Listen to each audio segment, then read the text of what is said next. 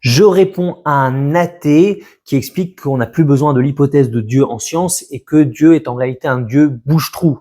Analysons tout cela.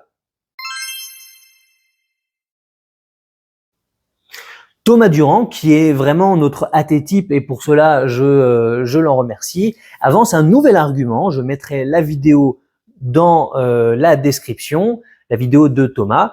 Eh bien, il avance un nouvel argument. Il dit aujourd'hui, la science a beaucoup avancé, on n'a plus besoin de l'hypothèse de Dieu pour expliquer l'existence des humains. On a la théorie de l'évolution, l'existence de l'univers, on a le Big Bang, et donc on n'a plus besoin de Dieu. Et en fait, à chaque fois que des religieux utilisaient Dieu, eh bien, c'était un Dieu bouche-trou parce qu'on n'avait pas d'explication à certaines choses, on ne savait pas d'où venaient les humains. Alors on disait c'est Dieu qui les a faits.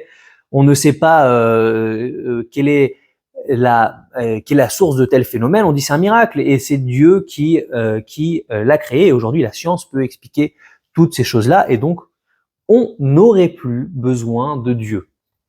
Eh bien, en réalité, il rate beaucoup de choses en disant cela, parce que c'est vrai qu'il y a des abus, et c'est vrai que certaines personnes, à chaque fois qu'ils voient quelque chose d'un peu extraordinaire, vont dire « Ah, mais ça c'est un miracle », et donc c'est Dieu qui est derrière, alors qu'il y a une explication scientifique assez valable en général. Et c'est vrai que pour combler des lacunes scientifiques, certains ont utilisé Dieu en disant « Voilà, d'où vient l'homme ?» Eh bien, facile, ça vient de Dieu. Alors, je ne dis pas le contraire, mais ce que je dis, c'est que Thomas omet des arguments sur Dieu qui n'ont pas de rapport avec le Dieu bouche-trou. Par exemple, tu me dis que le Big Bang est à la base de la création de l'univers. Soit je n'ai pas de problème. Mais quand je parle par exemple de Dieu en tant que la cause première, je suis avant le Big Bang. Je veux savoir qui est la cause première. Alors, si tu me dis, ah oui, non, mais je sais qui est la cause du Big Bang, tu vas me trouver autre chose. Eh bien, ça ne m'intéresse pas. Moi, je veux savoir qu'est-ce qui est derrière cette autre chose. Qu'est-ce qui est la cause première, la base de tout. Et là, on ne parle pas d'un Dieu bouche-trou, on parle du Dieu que je placerai derrière l'évolution, derrière le Big Bang, derrière les lois de la physique. Et donc, on est très loin de l'argument du Dieu bouche-trou.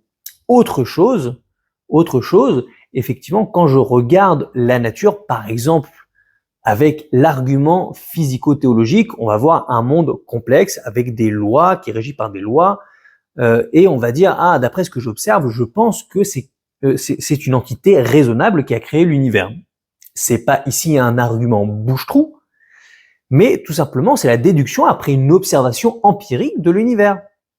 Ou alors quand je vais dire voilà moi je suis persuadé que la morale c'est quelque chose d'objectif et donc il faut bien quelque chose, il faut bien un être moral qui vient implanter la morale dans l'univers. Eh bien là c'est encore une fois une observation qui n'est peut-être pas une observation empirique à proprement parler, mais en tout cas on ne parle pas d'ici d'un Dieu bouche-trou, mais on parle encore une fois d'une déduction à partir d'une observation, peut-être pas une observation empirique, mais à partir d'une observation. Et donc, c'est pas très malin de dire que à chaque fois que Dieu est utilisé, c'est un Dieu bouche-trou.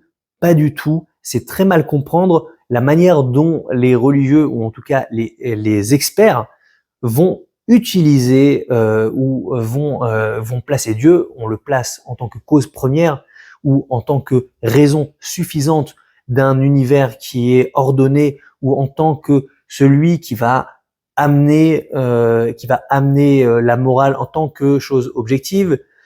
Et tout ça, ça n'a rien à voir avec le Dieu bouche-trou. Par rapport à la question des miracles, alors effectivement, il faudrait voir statistiquement certaines choses quand on crie au miracle très vite.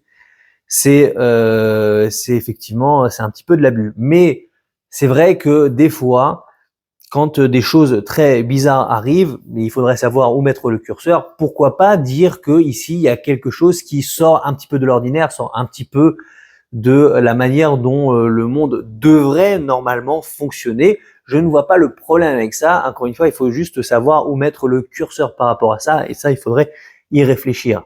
En tout cas, merci à toi Thomas, tu m'as permis de faire une vidéo pour expliquer encore un petit peu qu'est-ce que la théologie et surtout la philosophie juive a à dire sur la question de Dieu.